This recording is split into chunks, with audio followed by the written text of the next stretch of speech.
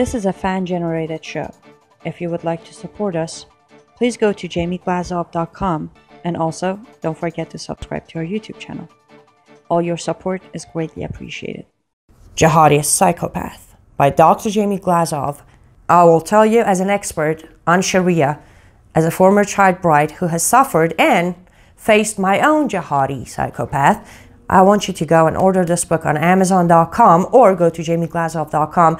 Get a copy for yourself. You know why? Because you need to be equipped with the knowledge to fight our enemies so you can save your daughters and your granddaughters from future of Islam. Good evening. Welcome to the Glazov Gang. Tonight, Bernie Sanders' Castro romance, a communist love affair with the Gulag archipelago. Backed by popular demand, Daniel Greenfield, a Shillman Fellow at the David Horowitz Freedom Center and the editor/writer at the blog The Point at frontpagemag.com. Daniel, welcome back to the Glazov Gang. Thank you for having me back. It's been too long. Thank you. Daniel, you recently wrote a blog about this. We're not going to see this on CNN or MSNBC, but just a disgrace in terms of Bernie Sanders. And in your blog, you show that these videos that have surfaced, and in one of the videos, Bernie Sanders is discussing, quote unquote, how I remember being very excited when Fidel Castro made the revolution in Cuba.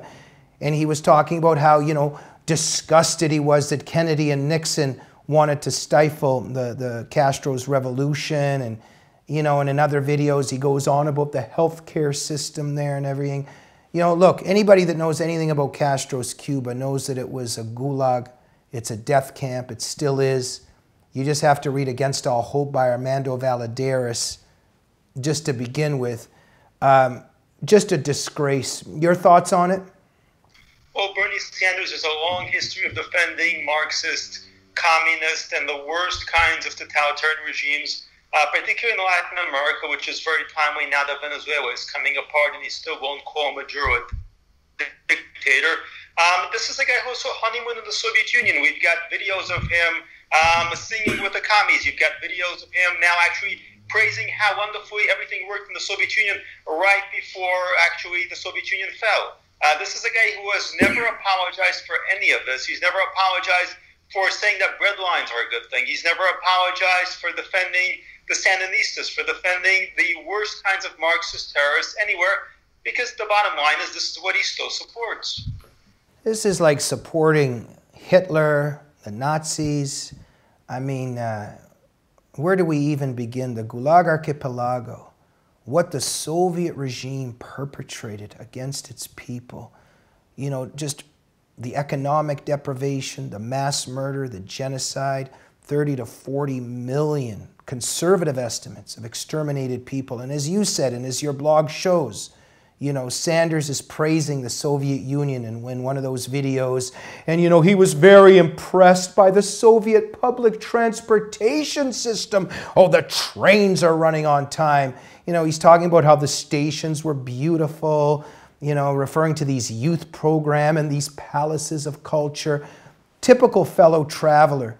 Daniel, I'm just wondering, how many nights did he lose of sleep worrying about Natan Sharansky, Vladimir Bukovsky, Ginsburg, all those Soviet dissidents that were suffering in the Gulag, in the Soviet psychiatric hospitals? I mean, I could go on and on. This is the heartlessness, this is the callousness of these leftist fellow travelers.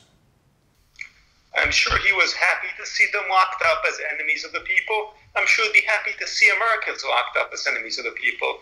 The bottom line is he's unapologetic. Most Democrats, and most people on the left at least, sort of try to grapple with the legacy of the Soviet Union. Bernie Sanders has been unapologetic about it. He's been unapologetic about his past with the Soviet Union, about Cuba, about his support in general for Latin American tyrants. The bottom line is Bernie thinks that this is how you actually have to get things done. And when you actually look between the lines at the policies he wants for America, it's this massive transformation with no voice for the people that's going to completely stifle, crush, and eliminate any kind of individual agency for Americans. Daniel, when is a journalist going to ask Sanders, or when Cortez is walking by? I mean, after the Soviet monstrosity, you would think that we would reflect on what happened under communism. When is a journalist going to stop Sanders or Cortez while they're walking and say, excuse me, your thoughts on the Gulag Archipelago written by Solzhenitsyn, your thoughts on Against All Hope written by Armando Valladares? When will these questions be asked of these people? Well, those are a bit two separate categories. Cortez, I doubt, knows what the gulags are. I doubt she's even all that familiar with the Soviet Union, because the bottom line is she doesn't know anything. Bernie Sanders knows quite a bit. He's actually very much a throwback to another generation of lefty, something you don't even see anymore, really. A lot of his views are very much unreconstructed. He had to adjust and change a whole bunch of them just to fit in among the Democrats. But he knows the stuff. He knows the history, and he's supportive of this. When you ask people like this, they will say that you needed extreme measures in order to completely transform the country. So when he actually is on the record as saying that red lines are a good thing, now think about what that means for America when you have somebody saying that red lines are a good thing. When you have him in the previous election saying, you know, you don't need 27 different kinds of deodorant when children are starving. This is the logic of totalitarian communism. It's the logic that says you have to completely transform, destroy private enterprise, consolidate everything under government authority because there's an emergency, there's a crisis, there's inequality.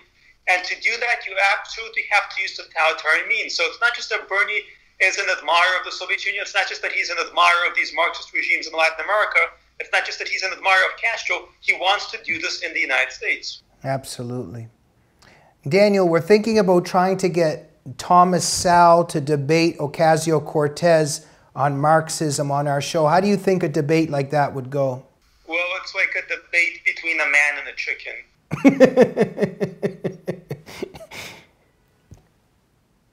Daniel Greenfield, thank you for joining the Glazov Gang this evening.